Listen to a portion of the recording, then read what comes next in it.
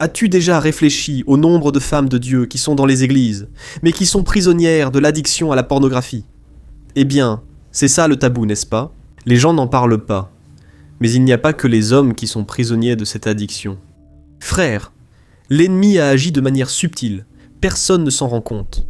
Mais aujourd'hui, je vais partager ici le témoignage de Laetitia, une jeune fille qui a grandi dans un foyer évangélique, qui connaissait la parole, mais qui, pendant de nombreuses années, a été prisonnière. Elle est tombée dans cette tentation. Frère, ce qu'elle a raconté ici, peu de personnes ont le courage de le dire, elle a été très courageuse. Alors, je veux que tu regardes jusqu'à la fin. Écoute bien, tu peux faire tes affaires pendant que ça tourne. Ce témoignage, j'en suis sûr, va beaucoup t'édifier.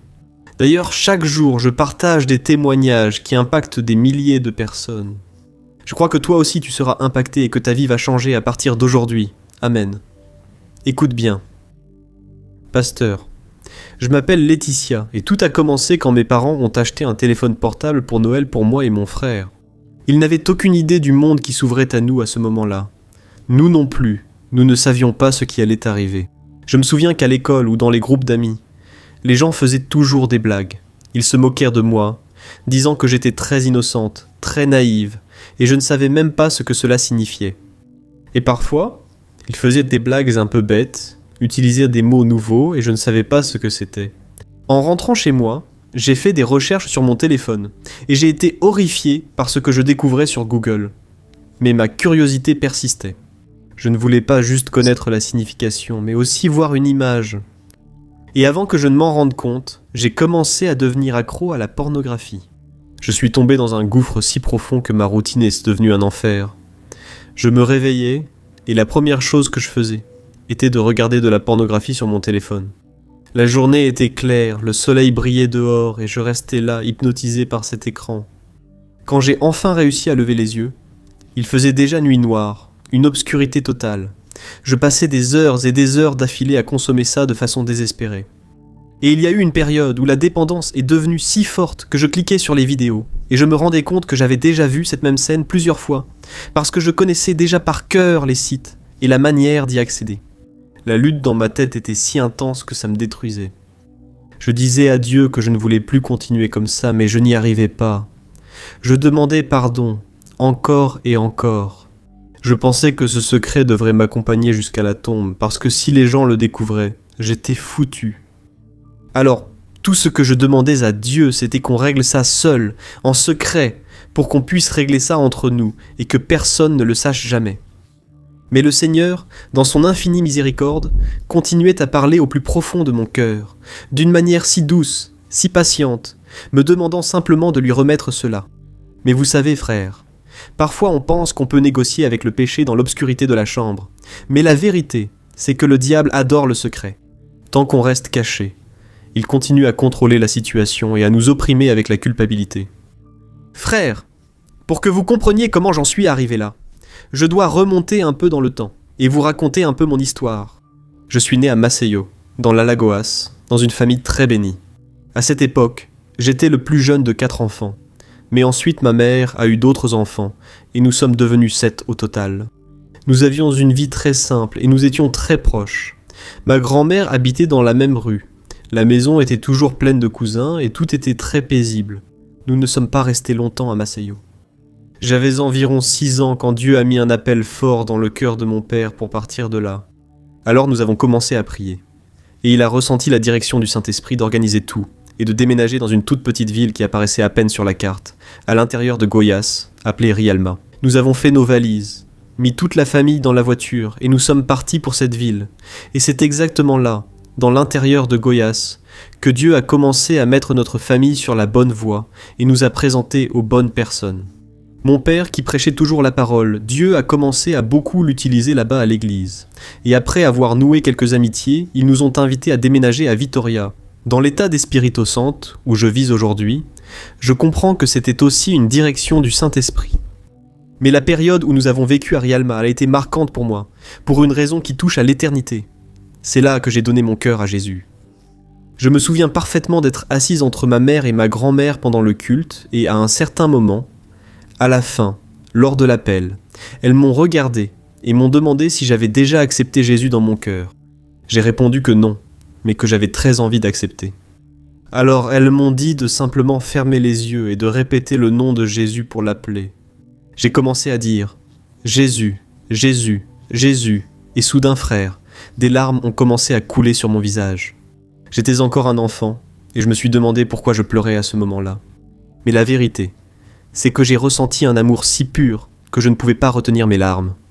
Ma grand-mère l'a remarqué et elle m'a dit tout doucement que c'était le Saint-Esprit qui me touchait. C'était la première expérience réelle que j'ai eue avec le Seigneur, un souvenir si beau, si marquant, que je le garde avec moi jusqu'à aujourd'hui. En déménageant à Vitoria, nous avons rejoint une grande église locale. Mes parents connaissèrent le pasteur et nous savions que c'était notre place. J'avais 8 ans lors de mon premier culte là-bas, et dès que j'ai franchi la porte, mon cœur a explosé. J'ai ressenti la présence de Dieu si fortement que je voulais y rester pour toujours. Il y avait une atmosphère spirituelle et prophétique qui a touché le plus profond de mon âme. Même étant si jeune, et ne sachant pas expliquer avec des mots compliqués, je savais que Dieu était là, et je voulais en apprendre plus sur lui. Mais regardez, frères, comme l'ennemi est rusé. Il ne nous attaque pas quand nous sommes faibles, mais tend des pièges quand nous nous préparons à quelque chose de grand. Ma vie avait tout pour rester simple, une vie d'obéissance, mais le péché a une façon subtile et dangereuse de compliquer les choses, et tout a vraiment commencé à changer quand j'avais 10 ans. J'étais dans le salon de la maison, assis par terre, en train de plier des vêtements avec ma mère, et la télévision était allumée. Soudain, une publicité pour un feuilleton qui serait diffusé plus tard est passée. C'était une scène extrêmement sensuelle, provocante, qui est apparue à l'écran pendant quelques secondes. Et comme j'étais une fille élevée à l'église et que je voulais garder mon image de petite sainte devant ma mère, j'ai décidé de faire un peu de théâtre, en disant à haute voix à quel point c'était dégoûtant, laid et dépravé, juste pour montrer à quel point j'étais sage. Ma mère, qui devait déjà être épuisée, après tout, s'occuper de 7 enfants et encore plier tout ce tas de linge, ce n'est pas facile. Elle m'a regardé, et elle m'a dit très calmement que c'est exactement comme ça que je suis venu au monde. Frère, cette phrase m'a causé un choc terrible. J'étais très protégée, très naïve, et je ne savais absolument rien sur la vie intime d'un couple. Et cette réponse m'a semblé la chose la plus horrible du monde. J'ai laissé mes vêtements par terre, et couru à l'étage en pleurant, me suis enfermé dans la chambre et ai sangloté des heures. Je me suis agenouillé, et j'ai prié Dieu en demandant pardon pour mes parents, en demandant miséricorde. Parce que dans ma tête d'enfant, ils avaient commis un péché terrible. Et aujourd'hui, quand je regarde en arrière, ça me fait même sourire quand je repense à mon ignorance de l'époque. La vérité, c'est que c'est à ce moment précis que l'ennemi a vu une faille.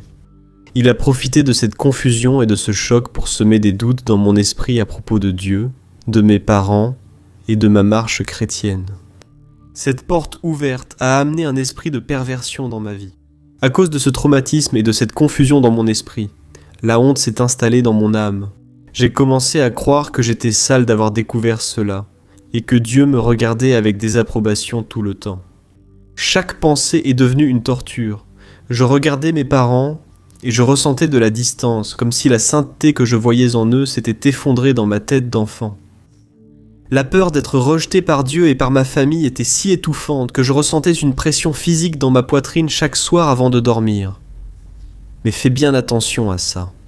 Combien de fois nous cachons-nous aussi de Dieu à cause d'un malentendu ou d'un mensonge que le diable a soufflé à notre oreille, n'est-ce pas ? On s'isole en pensant que Dieu va nous punir alors qu'en réalité, il veut nous guérir. Et à partir de là, j'ai commencé à mener une double vie.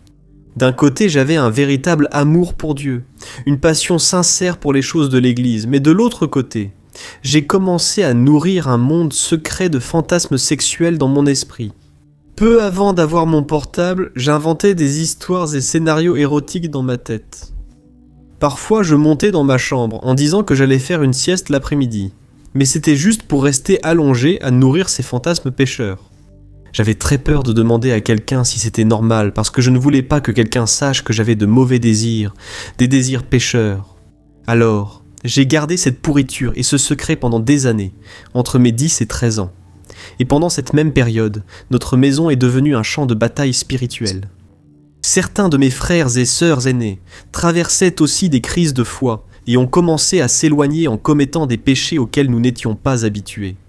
L'atmosphère dans notre maison était très tendue. Il y avait beaucoup de disputes. Et aujourd'hui, Je vois clairement que l'ennemi rôdait autour de notre maison. Mais alors que leurs péchés étaient publics, tout le monde les voyait. Les miens étaient complètement cachés, dissimulés dans mon esprit, et cela me tourmentait jour et nuit. Je regardais mes frères se faire réprimander par mes parents, et je me disais, si seulement ils savaient ce qui se passe dans ma tête, ils seraient dégoûtés de moi. La culpabilité était une ombre qui me poursuivait dans chaque recoin de la maison. J'allais au culte, et maintenant le poids semblait tripler. Je me sentais comme la plus grande hypocrite du monde d'être là à chanter alors que mon intérieur était en ruine. Et à cause de tout cela, j'ai fini par développer un complexe de perfectionnisme très lourd. Je ressentais un besoin maladif de prouver à tout le monde que j'étais la fille en or, la fille parfaite, la jeune la plus spirituelle de l'Église. Je pensais que je devais tout faire pour acheter l'amour de Dieu et la fierté de mes parents, comme si mon salut dépendait de mes efforts pour paraître sainte. Et c'est justement à cette période de grande fragilité que j'ai reçu un téléphone portable à Noël. Et là, les choses ont vraiment empiré. Je suis allé directement au fond du gouffre, devenant totalement accro à la pornographie, comme je l'ai raconté au début. Et peut-être que tu te demandes comment une jeune fille de l'église peut passer par ça. Et je pensais exactement la même chose, je croyais que c'était un péché, réservé aux hommes. Je m'asseyais à l'église quand le pasteur prêchait sur la délivrance. Il disait que si un homme était prisonnier de l'addiction à la pornographie, il fallait aller là-bas, devant, à l'autel, et à ce moment-là, je me recroquevillais sur ma chaise. Je pensais que j'étais une aberration. La seule femme à traverser ça, le monstre qui allait directement en enfer. La peur m'a paralysé à un point tel que j'ai commencé à avoir des paranoïas terribles au sujet du monde spirituel. Je pensais qu'à tout moment, un démon allait surgir de derrière la porte et m'agresser physiquement. J'ai commencé à dormir le dos collé au mur, fixant l'obscurité de la chambre jusqu'à m'endormir, de peur de ce qui pourrait apparaître pour m'attraper. Je vivais dans la panique à l'idée d'être découverte et de voir tout le monde me détester. La fatigue mentale était terrible. Certains jours, je ne pouvais même pas me regarder dans le miroir car mon reflet me dégoûtait.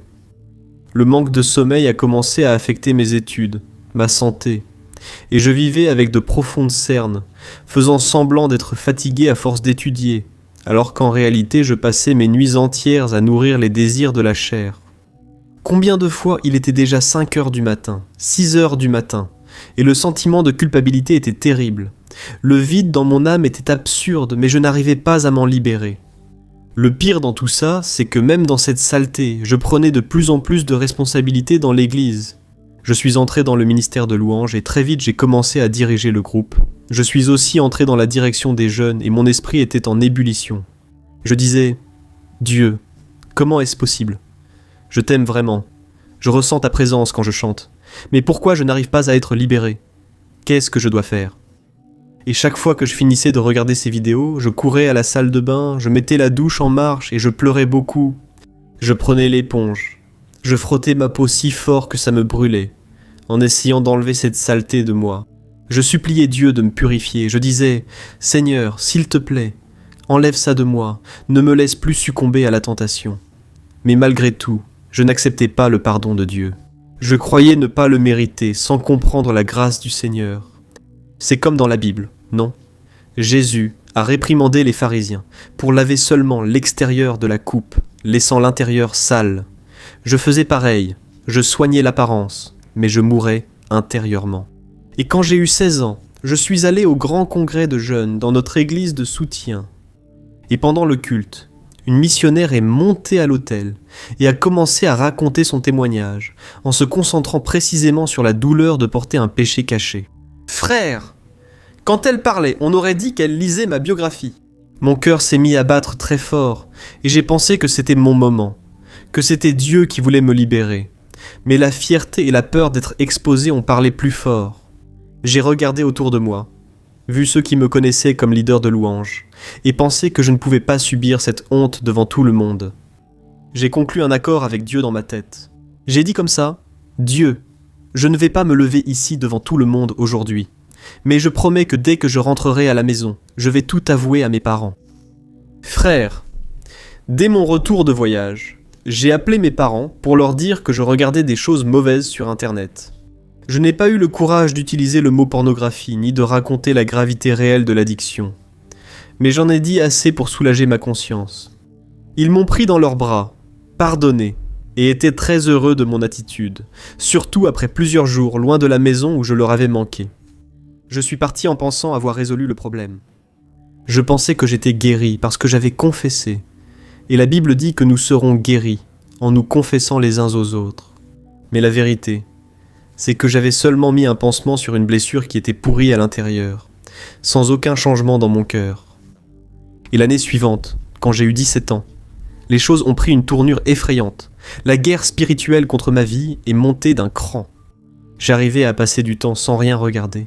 J'étais tout content, je me sentais très bien, et j'avais même commencé à travailler dans une entreprise de la ville. J'étais si enthousiaste que je parlais de Jésus toute la journée à mes collègues sur la chaîne de production. Et je me souviens qu'il y avait des gars qui travaillaient avec moi, des athées, il y avait même des musulmans, des personnes complètement indifférentes à ma foi, et je leur disais qu'ils devaient aller à l'église, qu'il allait y avoir un congrès merveilleux, et que Jésus les aimait beaucoup. Et ils pensaient que j'étais un peu folle, mais ils me respectaient. Et une nuit, j'ai fait un rêve très réel et terrifiant. Dans le rêve, j'étais sur la ligne de production de l'entreprise, et l'un de mes collègues s'arrêtait devant moi, mais son visage était transformé avec un regard profondément maléfique et démoniaque. Il pointait son doigt vers moi et disait d'une voix terrible que je devais renier Jésus. Dans le rêve, je le regardais droit dans les yeux, et je répondais fermement que non. Alors il a sorti une arme, et il m'a tiré une balle dans la tête. Je me suis réveillé effrayé, mais j'ai essayé de ne pas y prêter attention, et j'ai continué à aller travailler et à inviter les gens à l'église. Quelques jours plus tard, j'étais dans une réunion de prière très intense à l'église. Le Saint-Esprit nous touchait d'une manière magnifique, et je pleurais beaucoup à genoux. Et à un certain moment, je me suis levé, j'ai levé les mains vers le ciel, et j'ai commencé à adorer le Seigneur.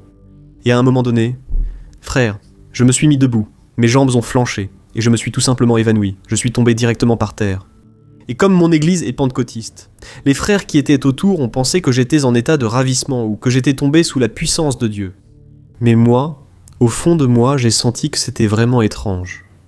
Quand j'ai repris mes esprits, le sol de l'église semblait tourner, les voix des gens qui priaient autour de moi paraissaient lointaines, comme si j'étais sous l'eau, et une pression insupportable a commencé à écraser ma nuque. Au cours de cette nuit-là, ma situation s'est rapidement aggravée. Ma tête a commencé à me faire mal d'une manière que je n'avais jamais ressentie auparavant. Je suis rentré chez moi en titubant. Mon père a évidemment remarqué que j'étais pâle et il a commencé à me poser des questions. Mais j'arrivais à peine à répondre et j'ai commencé à vomir sans arrêt. Il a paniqué. Il m'a mis dans la voiture et m'a emmené en urgence aux urgences. Les médecins m'ont pris en charge aux urgences et m'ont envoyé directement faire des examens d'imagerie de la tête. Et le diagnostic a été un vrai coup de massue. Un vaisseau sanguin dans mon cerveau avait éclaté, et je faisais un AVC hémorragique. Je saignais dans la tête depuis plus de 6 heures. Les médecins ont couru dans ma chambre et ont dit à mon père que la situation était très grave, qu'il devait me raser la tête immédiatement et ouvrir mon crâne pour une opération d'urgence afin d'essayer d'arrêter l'hémorragie et de sauver ma vie. Écoutez frère, ce qui s'est passé là était un miracle de Dieu dans mon esprit. Parce que la douleur que je ressentais était comme si un marteau-piqueur perçait mon os, mais une paix surnaturelle a envahi mon cœur. J'ai regardé mon père qui pleurait désespérément, et je lui ai dit de rester calme, que j'allais m'en sortir, et que Dieu était avec moi. J'ai passé environ 8 jours hospitalisé en soins intensifs, et à cause de l'hémorragie, j'ai temporairement perdu la capacité de lire, j'ai oublié le nom d'amis très proches, et je suis descendu à moins de 45 kg, tellement j'étais affaibli. C'était un traumatisme crânien terrible. Mais pendant que j'étais alité dans cet hôpital, j'avais la certitude absolue que c'était une contre-attaque de l'ennemi pour essayer de m'arrêter. Et je n'avais pas peur. Le vrai problème a commencé après mon départ de l'hôpital. Le processus de rééducation a été lent, douloureux, et devoir réapprendre à lire, passer par des consultations pour retrouver la mémoire, voir mon corps affaibli. Tout cela a commencé à miner mon esprit. Et cette foi immense ressentie à l'hôpital a commencé à disparaître, me plongeant dans une profonde crise avec Dieu. J'ai commencé à questionner le Seigneur et à me plaindre. Je disais, « Dieu, pourquoi avez-vous permis que cela m'arrive ? Je suis responsable de la louange, je suis responsable des jeunes, je travaille dans votre œuvre, je passe toute la journée à parler de vous aux gens. Qu'est-ce que vous voulez que je fasse ? Que dois-je encore vous donner pour vivre en paix ? Frères, regardez mon orgueil. Je retombais encore dans le piège de la performance, pensant que Dieu me devait quelque chose à cause des bonnes choses que j'avais faites, et comme j'ai pensé que Dieu m'avait laissé tomber. Alors je me suis révolté. Peu de temps après, j'étais au plus bas niveau de ma vie spirituelle. J'ai commencé à faire de petites concessions. Je suis revenu à écouter de la musique profane. J'ai commencé à écouter des chansons avec des paroles vulgaires. J'ai commencé à regarder des films avec des scènes de sexe explicites. Et le pire, c'est que je ne ressentais même plus de repentir. Alors, frères, restez vigilants. Le péché n'entre jamais d'un seul coup. Il prend peu à peu de la place. Et il n'a pas fallu longtemps pour que ces scènes me repoussent dans la même captivité qu'avant. J'étais de nouveau esclave de l'addiction à la pornographie. Mais cette fois, la chute a été encore plus douloureuse parce que je connaissais déjà la vérité. Et le poids de péché en sachant ce qui était juste, cela m'écrasait. Je montais sur l'autel pour diriger la louange et sentais comme une corde autour du cou. Impossible à t'expliquer, mais c'était horrible. L'ennemi murmurait toujours à mon oreille. Regarde ces personnes en train d'adorer. Si elles savaient qui tu es vraiment, elles auraient du dégoût pour toi. Tu es une impostrice. Et alors, j'ai ravalé mes larmes. J'ai affiché un faux sourire et j'ai continué à chanter alors qu'à l'intérieur je sentais que j'étais déjà condamné. Frère, l'ennemi est tellement rusé qu'il a commencé à créer des mensonges très bien ficelés dans ma tête pour que j'accepte la dépendance sans trop de culpabilité. Et comme je vieillissais et que je restais vierge, le diable a mis la pensée suivante dans ma tête. Laetitia, as-tu déjà pensé que si tu te maries sans rien savoir, tu seras nulle au lit ? Ton futur mari va t'en vouloir et ton mariage sera un échec ? Tu ne pèches pas, tu ne fais que t'instruire, te préparer à être une bonne épouse quand le moment viendra. Frère, voyez comme les valeurs sont inversées. Je justifiais ma saleté en voulant être parfaite plus tard, mais l'ennemi m'a trompé. Ce n'était pas moi, mais lui. Je commençais à penser comme ça. Aucune de ces vidéos ne me donnait la paix que je cherchais. Je vivais fatigué, épuisé, désespéré, sans savoir comment sortir de ce cycle de péché. Je faisais des promesses de changement, mais ensuite je tombais et je me disais « Je suis vraiment hypocrite ».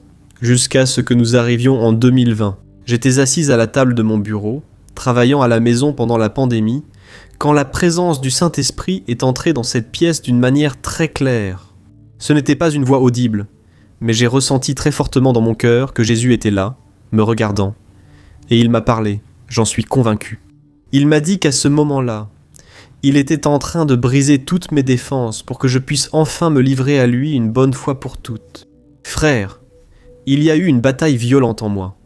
À ce moment-là, j'ai commencé à argumenter dans ma tête. Mais Dieu, si je dis la vérité, les gens vont me chasser de l'église. Je vais être banni du ministère de louange, ils vont me suspendre de la direction, ma réputation va être ruinée. Je ne peux pas faire ça, Seigneur, alors faisons comme ça. Toi et moi, on règle ça ici dans cette pièce, en secret. Je vais arrêter progressivement, je te le promets, et personne n'aura à le savoir. Mais Dieu continuait d'insister, avec une patience de père, me demandant simplement de lui remettre ça. À ce moment, Dieu m'a donné une vision claire. Je me voyais essayer d'embrasser Jésus, ce que j'imaginais souvent dans mes prières. Mais dans la vision, il y avait un objet énorme, une barrière sombre et lourde, coincée entre ma poitrine et celle de Jésus. Et j'avais beau tendre les bras, je n'arrivais pas à le toucher à cause de ce blocage. Le Saint-Esprit m'a alors fait comprendre que l'addiction agissait ainsi dans ma vie, que ce péché caché que je voulais garder caché, c'était ce qui m'empêchait d'avoir de l'intimité avec lui. Et il m'a montré que c'était moi-même qui choisissais de maintenir cette barrière entre nous. Frère, cela m'a anéanti. Voir que mon péché blessait le cœur de celui que j'aimais le plus, ça m'a complètement brisé. Et j'ai répondu, « Seigneur, je ne veux plus rien entre nous. Je préfère perdre ma fonction, je préfère être expulsé de l'église, je préfère que ma réputation parte à la poubelle, mais je veux le Seigneur à partir de maintenant. » Je n'avais que 30 minutes à la pause déjeuner au travail. Je me rappelle être tombé à genoux et d'avoir pleuré si fort que j'en manquais d'air. J'ai crié dans un profond repentir comme jamais auparavant, car c'était le moment. Je demandais pardon seulement parce que j'étais dérangé par la culpabilité. Je voulais arrêter de me sentir mal, mais cette fois non. Cette fois, je ne me souciais plus de mon bien-être. Je voulais seulement Jésus, quoi qu'il en coûte. Je me suis relevé de ce sol, transformé, sans vouloir savoir ce que l'avenir me réservait ou si je tomberais un jour. J'ai arrêté de me concentrer là-dessus, et j'ai pris la décision de faire les choses correctement. J'ai cherché l'épouse du pasteur et je me suis confié à elle, j'ai tout dit sans cacher un mot. Et ensuite, je me suis assis avec mes parents. J'ai avoué toute cette dépendance qui durait depuis des années. J'ai dû passer par ces conversations extrêmement difficiles. J'avais vraiment honte, mais j'ai pris la décision. J'ai appris que si je voulais être libéré des ténèbres, je devais tout amener à la lumière. Et c'est alors que j'ai tout raconté, et que les chaînes sont tombées. J'ai commencé à ressentir un tel soulagement que c'était comme si on avait enlevé un sac de ciment de mon dos. L'air entrait plus aisément dans mes poumons, et pour la première fois depuis des années, je marchais chez moi sans regarder autour de moi, avec la peur. Le mensonge ne faisait plus partie de ma vie, et pour la première fois en 10 ans, j'ai expérimenté ce que c'est d'être vraiment libre. L'ennemi n'avait plus où m'atteindre. Et, après ce jour-là, je montais sur l'estrade pour diriger la louange. Et quand le diable essayait de me souffler à l'esprit pour me rappeler cette saleté, je répondais en pensée que le sang de Jésus m'avait déjà purifié. La voix de l'accusateur a alors été réduite au silence. J'ai trouvé l'herbe plus verte, le ciel plus bleu, sans savoir pourquoi. Il me semblait que je faisais à nouveau ces rêves d'adolescence. Il y avait quelque chose de plus pur dans ma vie. Mais, mes frères, l'histoire ne s'arrête pas là. Dieu voulait faire un nettoyage complet, non seulement dans ma vie, mais aussi dans toute ma maison. Peu après, notre église a organisé une grande conférence spirituelle. Quelques jours avant l'événement, j'ai ressenti un malaise étrange dans mon esprit. Je ne savais pas d'où venait cette agonie, et nous avons passé les jours du congrès à travailler. Et quand l'événement s'est terminé, le dimanche, ma famille s'est réunie dans la cuisine de la maison de mes parents, et mes frères, qui vivaient dans une autre ville, étaient venus pour l'événement. Donc nous étions tous ensemble. Nous avons commencé à parler de l'impact des cultes et de la façon dont notre famille devait briser certaines malédictions générationnelles et pardonner les choses du passé. Et pendant qu'il parlait, je n'arrivais pas à me concentrer. J'ai commencé à me sentir mal physiquement, c'est vrai. J'ai ressenti une terrible nausée, une lourde oppression dans l'atmosphère. Alors j'ai interrompu la conversation et j'ai dit « Les gars, arrêtez tout, arrêtons de parler et prions maintenant, parce que je ressens un malaise insupportable. » Et nous nous sommes donné la main là, sur le sol de la cuisine, et nous avons commencé à crier à Dieu, au moment où nous avons ouvert la bouche pour prier, mes frères. Mon corps a commencé à trembler violemment. Je suis tombé à genoux, puis directement sur le sol de la cuisine, manifestant un esprit mauvais. J'étais conscient, et je pensais que le masque de l'ennemi était enfin tombé. Qu'il avait compris avoir perdu le contrôle sur moi et qu'il était désormais désespéré. Mes parents et mes frères et sœurs ont couru, se sont allongés autour de moi, ont imposé les mains sur moi et ont commencé à réprimander cette force des ténèbres au nom de Jésus. Je pouvais sentir physiquement une chose horrible et lourde monter lentement le long de mes jambes, passer par mon ventre et remonter jusqu'à ma poitrine. Et quand cette force est arrivée à ma gorge, j'ai poussé un cri très fort et cette chose est sortie de moi. Je suis tombé, épuisé. Me suis recroquevillé en position fétale sur le sol de la cuisine et j'ai beaucoup pleuré. Mais c'était des larmes de soulagement. Je savais que cette forteresse spirituelle, ce démon de perversion qui était entré dans ma vie à l'âge de 10 ans à cause de cette flèche et qui me poursuivait en secret, avait été expulsé pour toujours. L'ennemi n'avait plus de droit légal parce que j'avais confessé mon péché et que je l'avais déjà abandonné. Et le plus extraordinaire, frère, c'est que mon cri sur le sol de la cuisine a été le déclencheur du réveil dans ma maison. À partir de ce jour-là, une période de 8 jours consécutifs de délivrance a commencé dans ma famille. Tu te rappelles que j'ai dit que certains de mes frères avaient des péchés connus de tous et s'étaient éloignés. L'un d'eux vivait au niveau le plus profond de la perversion et de la destruction dans les rues. Et pendant ces 8 jours, l'un de mes frères venait chez moi, entrait dans le salon, tombait à genoux. C'était la chose la plus belle. Et nous prions les uns pour les autres, et Dieu nous libérait. On ne savait même pas pourquoi prier. Mais les chaînes se brisaient, elles tombaient une à une. La situation est devenue si évidente que voisins et membres de l'église ont compris ce qui se passait. Les gens frappaient à la porte de notre maison pour demander la prière. Nous ouvrions la porte, les gens entraient dans le salon et tombaient sous la puissance de Dieu, étant libérés des dépendances, de la dépression, des liens spirituels. On aurait dit que l'arche de l'Alliance elle-même, la présence vivante de Dieu, s'était installée dans le salon de notre maison. Jusqu'à aujourd'hui, je ferme les yeux et je peux sentir le parfum de la présence de Jésus qui a inondé notre foyer à cette époque. C'est impressionnant, tout le monde ressentait le même arôme. Ce qui me touche le plus, c'est la patience de Jésus envers moi. J'ai passé des années à me cacher, pensant que j'allais mourir avec ce démon, avec cette mauvaise chose en moi. Mais Dieu m'a libéré. J'ai enfin été libéré. Et j'ai compris que cela a pris autant de temps seulement parce que j'ai été têtue et désobéissante. Et après toute cette restauration, Dieu a continué à travailler sur mon caractère, à guérir les blessures du passé. Je me souviens du jour où Dieu a parlé clairement à mon cœur. Laetitia, tu es libre et maintenant tu dois raconter ton témoignage aux gens. Et je me souviens qu'en 2023, j'ai commencé à aller dans les églises. Je ne parlais pas des détails, bien sûr, mais je me souviens que lors de nombreux événements, surtout pour les femmes, je révélais tout et souvent les gens venaient vers moi. Les femmes disaient « Laetitia, pour l'amour de Dieu ». Je pensais que j'étais la seule femme à traverser ça. Je n'ai jamais eu le courage de raconter ça à qui que ce soit dans ma vie. Mais après avoir entendu ton histoire, après que tu m'aies raconté ces détails, ça m'a donné le courage de chercher ma propre délivrance. Et c'était magnifique. Dieu a commencé à arracher ces femmes de cette cachette, de cette prison de l'âme. Et aujourd'hui, je regarde en arrière et je vois que chaque larme, chaque moment de douleur ont servi d'engrais pour le ministère que Dieu m'a confié. Je n'ai plus honte de mon histoire, parce que je sais qu'aujourd'hui, des milliers de femmes traversent cela, mais elles ont très peur d'en parler. Et j'utilise ma cicatrice pour montrer que Jésus, lui, guérit complètement. Je vis chaque seconde aujourd'hui pour témoigner qu'il n'existe pas d'abîme si profond que le bras de Jésus ne puisse atteindre. Et si tu me demandes aujourd'hui qui est Jésus pour moi, je réponds sans hésiter. Il est mon sauveur miséricordieux, l'amour de ma vie, la seule raison pour laquelle je me réveille chaque jour, et le seul pour qui il vaut la peine de vivre et de mourir. Et si tu écoutes mon témoignage maintenant, que tu sois un homme ou une femme, et que tu souffres en secret, derrière un écran, pensant que ton cas n'a plus de solution, écoute bien ce que je veux te dire. L'ennemi veut que tu crois que tu es né comme ça, et que tu vas mourir comme ça. Que ton péché est trop grand pour l'Église ou pour Dieu. C'est un mensonge de l'enfer. Souviens-toi de ce que Jésus a fait sur la croix, quand il est monté là et a versé son sang pur. Il a crié que tout est accompli, montrant que toute la dette a été payée.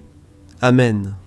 Cette chaîne qui retient ton esprit aujourd'hui n'a plus de droit légal sur toi, parce que Jésus a déjà acheté ta liberté.